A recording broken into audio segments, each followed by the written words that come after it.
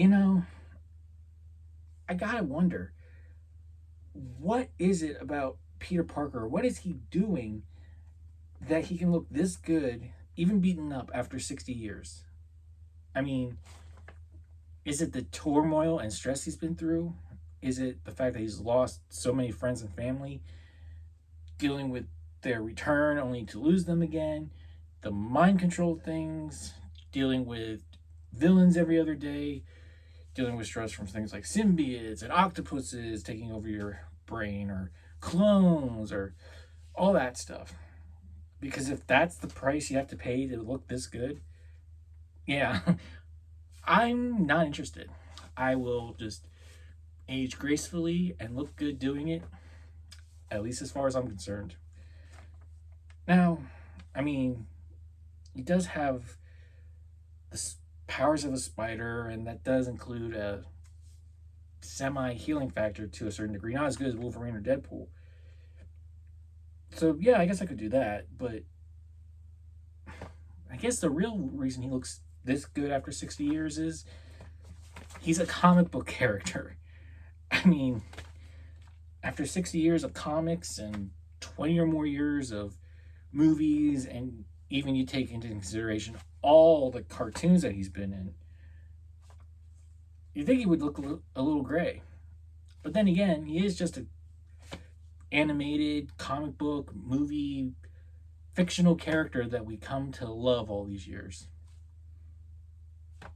Well, I guess that settles it. I gotta somehow find my way into a comic book and be young forever. One jump ahead of the breadline, one swing ahead of the sword. I steal only what I can afford. That's everything. One jump ahead of the lawmen. That's all, and that's no joke. These guys don't appreciate I'm broke. Riff raff, straight rat, scoundrel, take that! Just a little snack, guys.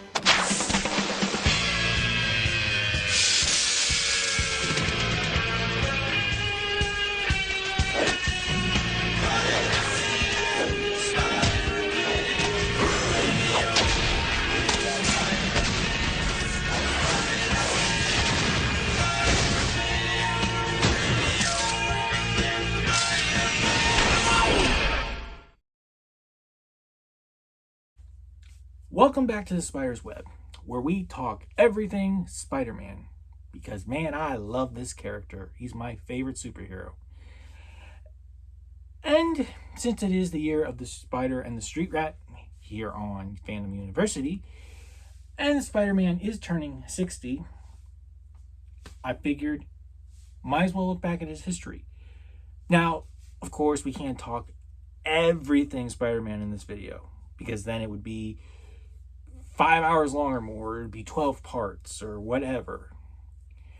But at least we can look over the influence that Spider-Man has had, both on comics, in the movies, or just on fans in general. Now, besides the fact that he has been around for 60 years, so it's clear there's a legacy to this character, why am I talking about legacy? Why now? Well, that's because legacy has been on my mind for the past couple months, on and off. You know those things you think about when you're at work, where you're just doing your drone work, what you do every day, nothing really changes. Oh, maybe it does every now and then. But, you know, maybe you're thinking about what you're going to be doing the coming weekend. Maybe you're thinking about a big trip. Maybe you're planning a surprise for somebody important. Maybe you're just thinking about what you're going to do when you get home. Yeah, I think about all that. But I also think about other things that you don't always want to think about. Or they're just things that you'd rather maybe not try to dive into. Anyway, legacy is one of these. Because I do think about what I'm going to leave behind. What will I be remembered for? Is anybody outside my family really going to remember me? Yeah, I know, that's getting deep. That's not the fun stuff. You're here to talk about Spider-Man. But real quick, for those of you who don't know or are new to the channel, because I've mentioned this before, I am a trained actor, and Legacy was part of that. Yeah, I said I wanted to wear costumes. I wanted to play other characters, try to do things I've never done before, go places I've never been before, imagine all these different scenarios. And that's all true. And yeah, the money would be pretty good too, I would hope. But the big thing for me was the idea of being remembered. I wanted people to remember me, and I still do. But we can't all have that level of success. But some characters do, whether they're real people or fictional characters. And man, has Spidey had quite a legacy. It's actually kind of funny when you think about it, about how many comic books, how many characters have been canceled, have been rebooted, have totally changed, or have just disappeared over the years. Now some, or many of them, do come back at some point, but only the die-hard fans really know them. But when you take that into consideration and just think about how many comic book characters are like that, or even just regular fictional characters are like that, it's really impressive with how long Spider-Man has stuck around. There's very few who can say that they've been around that long. Sure, you can say Superman's been around that long, though technically he did die at one point. You can say Batman's been around for that long. Sure. You can say Wonder Woman too. You know, these are the big ones, though. These are the big leagues. And honestly, Spider-Man's one of the longest, if not the longest for Marvel. Now, you might say, oh, but what about Captain America? I would say, yeah, but Captain America was canceled for a while until Stan Lee brought him back. Spider-Man is truly one of those characters who has never, at least as far as I can tell, never been canceled. He's always had a comic book in some form, and if there hasn't been a comic book, he's been in the media in some way.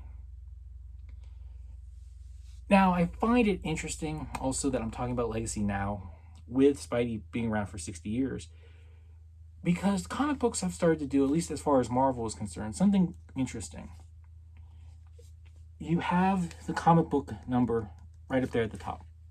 For this one, this is Amazing Spider-Man number 5. But what they have currently done with Legacy is they include the Legacy number up here in the corner as well. So there it is. You can see it closer. So this one is 899. That's a lot of comic books. I did as much research as I could, or maybe not as much as I should have, but it seems like, aside again from like Batman and Superman, Spidey is one of the only characters to have his own solo series that has reached 900 and probably will reach 1,000. So I have to say, that means something. I don't care if you're a comic book fan or not. I don't care if you're a Spider-Man fan or not. You gotta acknowledge that's a pretty good accomplishment, especially for how many years he's been around. But let's focus on the history a little bit. Like I said, there's way too much to cover in one video. We'll probably get to a lot of the stuff at some point. I've got some interesting videos in mind for specific topics. But let's just look at a glance back at the legacy of Spider-Man. Look at some of the things he started, some of the trends that he started, and some of the stories that were quite controversial and how they've changed in years that are more recent. So stick around. First up, a quick look at the past. While there are certain aspects of Spidey's origin story in the idea of how he was created that remain true no matter which interview you see with Stan Lee, like he just wanted to create a character that was a teenager, wanted him to have problems, and his boss said that will never work. Well, after Amazing Fantasy 15 came out, which was the introduction for Spider-Man and the last of that series, his boss loved it. Said, hey, remember that character we loved so much? Yeah, the one Stan Lee loved so much. He got his own series. But how did Stan Lee come up with the idea for Spider-Man? How did he come up with this concept? Well, I think that one has changed, at least in the many different times he's told it. Maybe he's subtracted some things, maybe he's added some things. But the one that I've always stuck with, or the one that has stuck in my head, is in an introduction to the original Spider-Man cartoon on VHS that I watched. It was 2 episodes. It was the origin, and it was an Electro episode. Stan Lee said that he was just sitting down thinking, and he saw a fly crawling up the wall, and he thought it'd be cool to have a hero that could stick to a wall like an insect. So he ran through the list, and none of them really seemed to work until he came to the idea and heard the name Spider-Man. And he says that sent chills through his body. And that's how we got Spider-Man. That's how we got the name. The rest of the story changes. I mean, I admit, I know a lot about Spider-Man, but even I can't remember all the little details because they're told by different members of the family. Different people involved will give their own interpretation of it. But regardless, Spider-Man premiered, like I said, in Amazing Fantasy number 15, was their best-selling comic for that series, as far as I remember. So much so that he got his own series, The Amazing Spider-Man. And it's been uphill ever since. Sure, he's had some problems, as we'll get into. But this was the first character that was a teenager. Think about it. Before that, you had Robin, teenager, sidekick. You had Bucky, teenager, sidekick. None of the major heroes were teenagers. Like his boss said, they were all sidekicks. That was the only place that they could be and the only way they would work. Geez, where have we heard that recently? And so Stan Lee said, screw it. Final issue of this comic book, I'm going to do what I want to do. Gave a teenager superhero, gave him problems, which was another thing. His editor said, that will not work. Heroes are heroes for a reason. They don't have problems. Gave him problems. And now look how many of our superheroes have been brought back down to earth to a certain degree. How many of them have problems that you can relate to?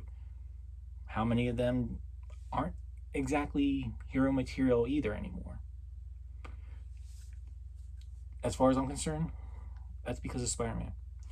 Spider-Man set the bar and said, hey, we can give our heroes problems. We can make them feel more real.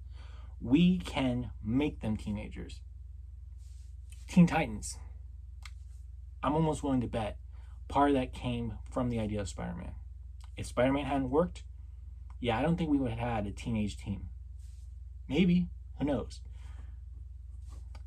But I'm going to say it's because of Spider-Man being a teenager, having problems, that we have some of the characters we have today, that we have some of the issues that we have today. And it's why so many people can relate to this character, because they grew up with him, like me. Though I admit, I joined him when he probably should have been in like his, in his 40s or his 50s. That's when I started getting into the character.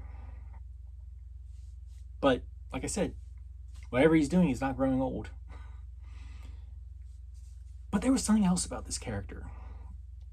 As the years progressed, there were characters in his life that died and stayed dead. That is not something that happens very often in comic books. I mean, prime example, the death of Superman. Superman's gone, dead. What are we going to do? Like, that shook the landscape. Oh no, don't worry. A couple issues later, he's back. It's to the point that anymore, if people seriously think a character is dead, then clearly they haven't been reading comics for a long time, because every hero comes back. everything goes back to the way it was at some point. And I admit I'm guilty of this myself. I see a comic and they do a certain thing. I'm like, no, no, you're screwing with everything. Only to be reminded a year later or something that, hey, idiot, things are going to go back to the way they were no matter what. Because we know what you want. But we like to shake things up every now and then. But something I will tell you that has never happened, Uncle Ben has not come back. Uncle Ben is dead, and he's stayed dead. Some other characters. Captain George Stacy. I don't recall him coming back. Maybe he did, but if he did, he's like Gwen. The real Gwen stayed dead. All we ever got were clones. Peter's parents. Yeah, they stayed dead. We got robots. That's what we ended up getting. Now there are, of course, many, many characters for him that have died and come back. Aunt May, Dr. Octopus, Eddie Brock as Venom. You name them, they've died and probably come back. Kraven the Hunter. But there's very few characters in comic books that have just bitten the bullet and haven't come back. And Spidey's got a few of them. And they're some of the most well-known ones, too. So, that's a very brief look at his origin and a little bit about the early comic book years and why I think he's had an influence on comics as a whole. So let's move on from the world of comic books and into the broad world of multimedia, to include the movies and TV shows. Now, besides maybe Batman and Superman, Spidey has the most solo cartoons.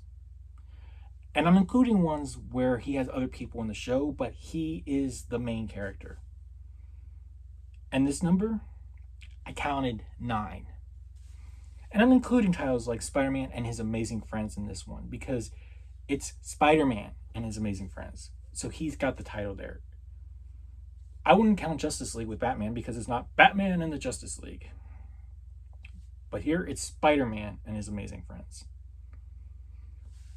Now, with 9 shows, that's like 1.5 every 10 years or so. I don't know. I'm terrible at math. Ask anybody who knows me. I'm just pulling these numbers out of the top of my head right now. But that's a lot of shows. That means everybody has their own version of Spider-Man. And let's be honest, some cartoons of Spidey rock. They are awesome. Some are okay. And then some just suck. Yes, I'll admit it. There are some really bad ones. But everyone has their own favorites and their own ones that they just don't like. Soon, I will be doing my own take on these. I'll be doing a 2 or 3 part ranking of these shows. But I'll give you a little spoiler for anybody who's watched my channel a lot. They already know this. Or if you're going to watch that future video, you'll know this as well. My favorite Spider-Man animated show of all time is Spider-Man the Animated Series from the 90s. That is perfecto Spider-Man. That is my Spider-Man. That is the one I grew up on. That's where I started my love of Spider-Man. Yeah, it was in the comics, but that's probably where my true love of Spider-Man started. Nothing has been able to top that for me. Now let's move on to another first. Spider-Man was the first live-action TV Marvel character, so we're not including DC in this, with Spidey Super Stories, which was part of the Electric Company.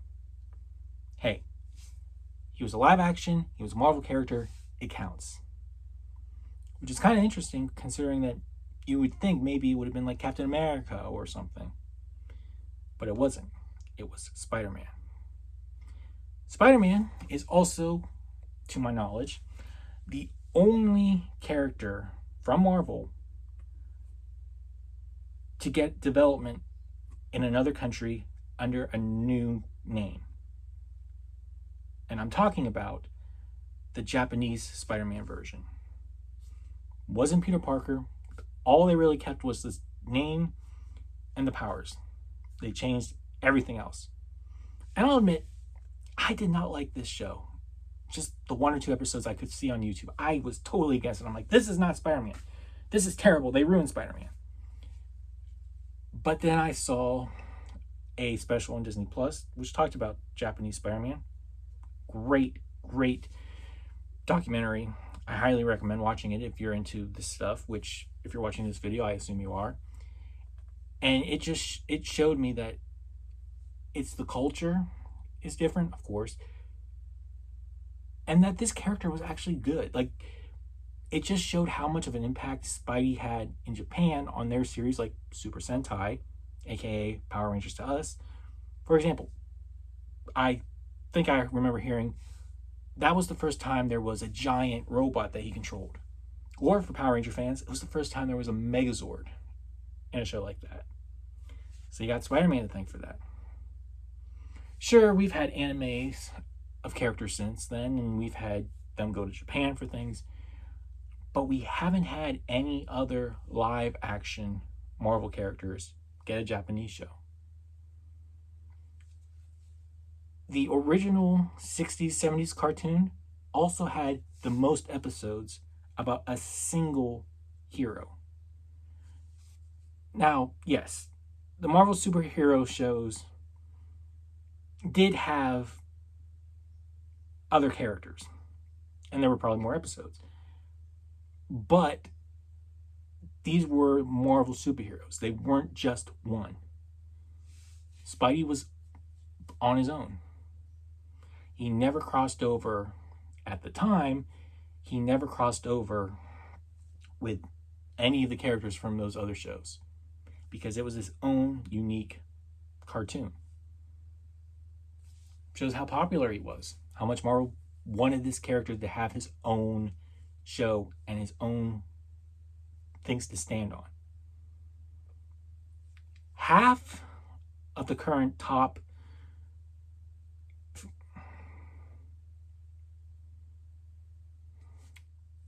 moving on to the movie side of things, when it comes to the top 10 superhero movies, half of them have Spider-Man in them.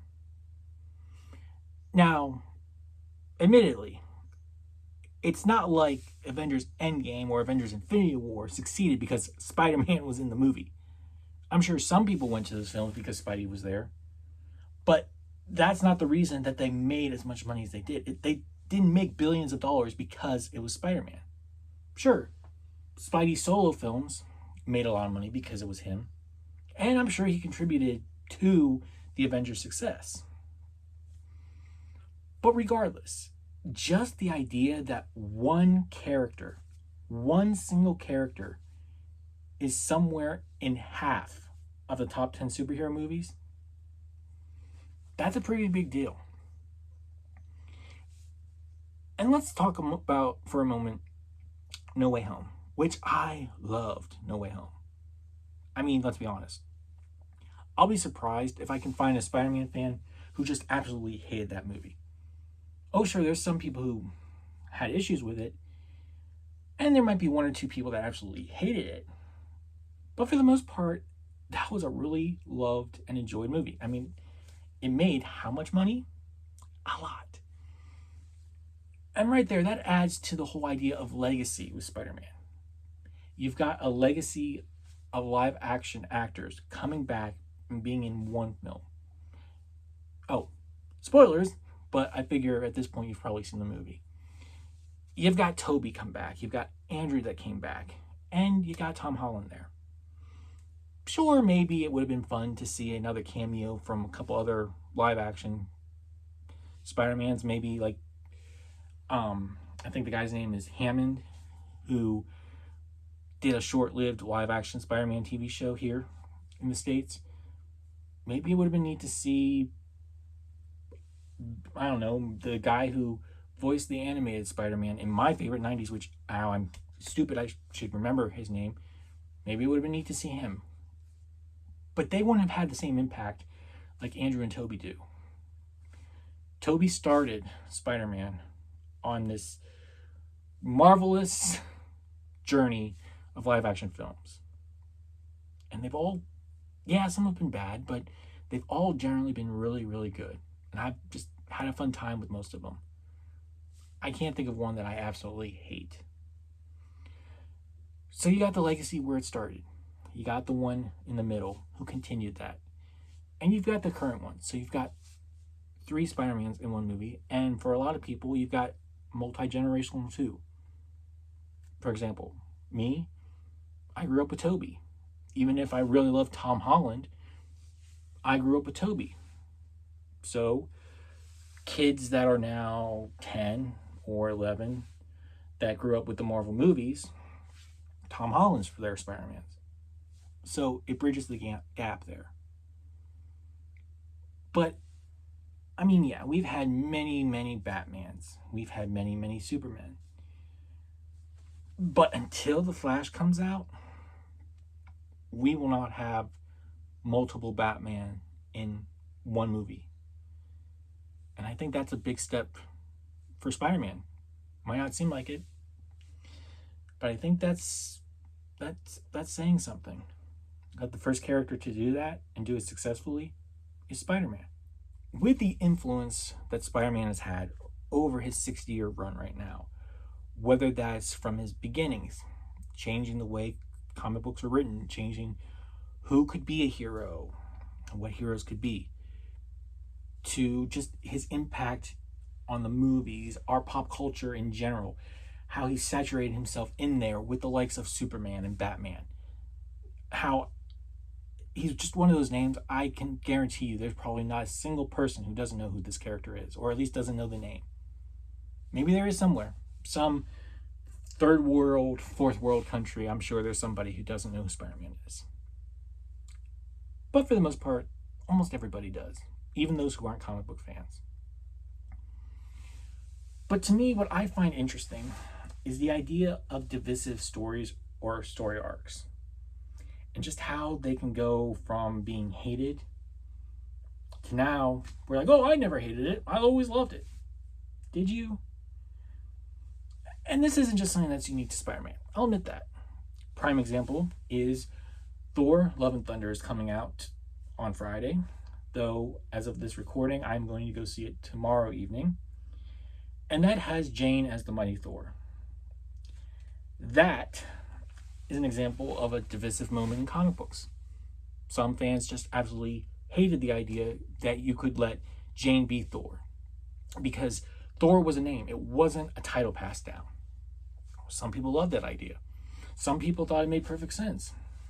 I admit it. I was one of them. I'm like, if you're not going to have Thor, Jane makes sense. But that's just one example. But the Spider-Man ones, there may be some that you're surprised to learn were actually very, very divisive at their time. And I'm going to share some of them with you. The first one probably has created the most beloved Spider-Man villain, anti-hero, character, and who I would argue has great movies, regardless of what other people say, and that is Venom, the symbiote saga. When that first came out, people hated having Spidey in the black costume. They did not like the idea of him having any other costume besides the classic red and blue outfit with the black web lines. They did not like this costume. Hard to believe, right? Because how many people love Venom now? We look back and we love that story. That is a pinnacle part of Spider-Man's legacy, of his origin even to us. That's a critical moment. It would be like, going with DC for a moment, it's like, if any of you out there have watched DC Legends of Tomorrow, it's what they call a fixed point in history, in the timeline.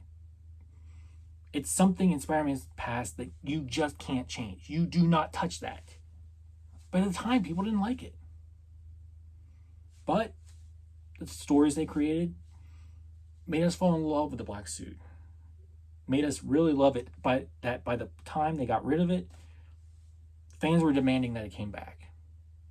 And because of all that, we got Venom. We've got Carnage. We have so many symbiotes.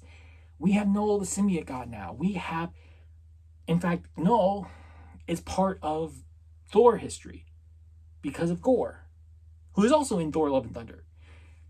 Everything is intertwined because of that one suit. That black suit that everybody at the time hated, or at least for the most part people hated, we have come to embrace, we love, and it's an important part of Marvel Comics history now. Whether that's real publication in here in the real world or in the Marvel Universe itself. For me, obviously, love Venom. I fell in love with the character the minute I saw him on the animated show. To me, that's the design. And I love the Venom movies. I think they're really good. Yeah, I'll say it. I love them. They work for me. Anyway. So yes, Venom, the Symbiote Saga. Moving on to the next one that I want to talk about. The Clone Saga. Ben Reilly, Kane, Spider-Side, the Jackal, Gwen Stacy's clone, all that stuff. I was around for that. Though at the time, I didn't understand it really. I was just like, wait, this doesn't look like Peter Parker. This doesn't look like the right costume. I wasn't as invested as I am now. But man, did people hate that. I mean, they were trying to do something, say, hey, here, we're going to thrust Ben Reilly on you. Can't we give Peter Parker a happy ending and move on? No, we want Peter Parker. He is not Spider-Man. Ben Reilly is not Spider-Man. You cannot force this down our throats. I mean, it was supposed to be like a 7-story arc at one point, I think. And went for how many years? Though, I will admit, I have been that way with another Spider character. But now, look at the character. Look at Ben Reilly now. Kane has come back and is the Scarlet Spider. Ben Reilly has come back and he's been a villain. He's been a hero. He's been with the Web Warriors. He's in his own series right now. I think it's just a limited series. But the point is, they're retelling stories that supposedly happened during that time period. People are embracing Ben Reilly. And it's exactly what I've been trying to tell people all these years. Ben Reilly was a great character. The Clone Saga was great. Yes, it had problems. Yes, it had some issues. But at the end of the day, as far as I was concerned, that series was about brotherhood.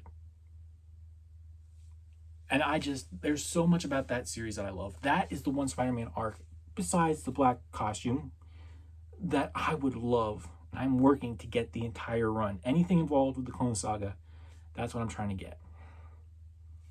Because I just enjoyed it that much. Now, let's move on to 2 more recent ones. And by recent, I mean within the last 15 years or so. Starting with One More Day. Yes, the dreaded One More Day where everything pretty much got reset for Peter. Where we lost Mary Jane as his wife. And their relationship, all that changed. Thank you, Mephisto. Thank you, Devil. This is one that I can't really remember how people felt about it. I mean, people were angry that the marriage to MJ was being dissolved because we lived with her as his wife for so many years. And we just wanted that. We wanted that. That was part of the Spider-Man lore. But it seems like it's kind of gone away. Like, people have just accepted it. It's like, oh, you know what? The stories that came after weren't terrible. Because we did get characters like Mr. Negative, who's in this Marvel's Spider-Man game from that era. And some other really dumb villains as far as I'm concerned. I mean, I'm not even a huge fan of Mr. Negative. But that was an arc that people just were like, no, we don't like this. Put things back right now. Don't even do this. But now, people seem to not mind it. Me, yeah, I don't mind it, but I'm still like, I wish you had left Mary Jane married to Peter, because that was a pinnacle part of the story, and I love that part of the story. And who knows? Maybe they'll come back together. I hope. I mean, isn't that how comics work? Eventually everything goes back to the way it was. Well, it's about time that. It's about stinking time that happened. And lastly, I want to talk about Superior Spider-Man. Because again, a lot of people hated this when it first happened. I admit I was one of them. I did not like this idea. I really, really wanted to not get comic books anymore. I didn't want to get any Spider-Man comics after this. But I did, because I bought a couple to see what the stories were like. They were okay. And I just love Spider-Man so much that I'm like, I need the character. I need to read stories about the character, so fine. And Peter's there somewhere, he'll come back. But people have grown to like the Superior Spider-Man timeline, the arcs from that one. I mean, Doc Ock has come back as the Superior Octopus. He's done things. He's still evil, but he's done things based on those developments in those comics. Me personally, I'm still not a fan of them. Sure, I have the comics. I'm a collector. Of course I have them. But that is one of the Spider-Man stories, one of the arcs that I'm still like, yeah, this one just doesn't work for me. I don't like it. I don't think I ever will. But the costume was cool, and some of the gadgets that came out of it were cool. But I would have liked if they had just done some of this stuff with Peter and let him do it instead of Doc Ock. So see, I just find that so amusing at times that we talk about these stories at times that everybody hates, nobody likes them. And then a few years later, we love them. We always did. Yeah, right. Nowadays, you can't escape the web of the Spider-Man. He's everywhere. He's on our shelves. He's on our television sets. He's in our movies. He's making millions and billions of dollars with movies, like I said, with No Way Home. That was a pinnacle. It was a great movie with great messages. It set new standards as far as I'm concerned. Spider-Man is just one of those characters that's never going to die. I really don't think he's ever going to die on us. He might be reinvented. And people who argue, we can't have this character, or you can't have Spider-Man be this, and you can't have Spider-Man be that. Yeah, fine.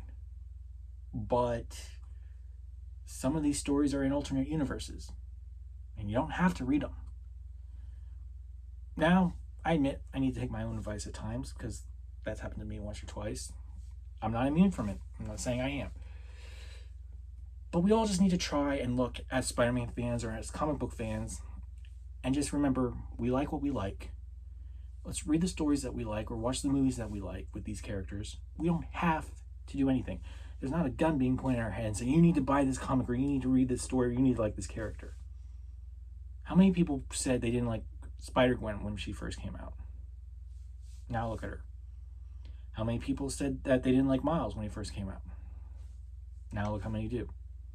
Admittedly, there are still some that do not really care for that character. But on the topic of Miles, and while we're talking about it, his first movie, Into the Spider-Verse, is fantastic. And I really can think of no better way to sum up SpiderMan's legacy than what comes from that movie. What they say when Miles is talking about anyone can wear the mask. You can wear the mask. That's the whole point of this movie. And the truth is, that's what Stan Lee said all these years. He always said things similar to that. And it was one of the reasons Spider-Man was his favorite character. He loved having the full mask there, that anybody could be under there.